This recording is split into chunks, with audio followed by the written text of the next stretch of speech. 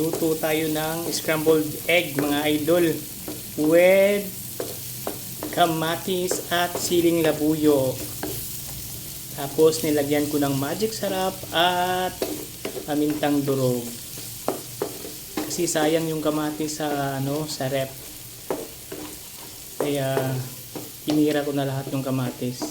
Nag-iwan lang ako, siguro may isa doon para ilagay bukas sa sausawan. Ganito ang gusto kong luto pag may mga kamatis or may sibuyas. Diba? Sarap siya. Parang giniling mga lodi.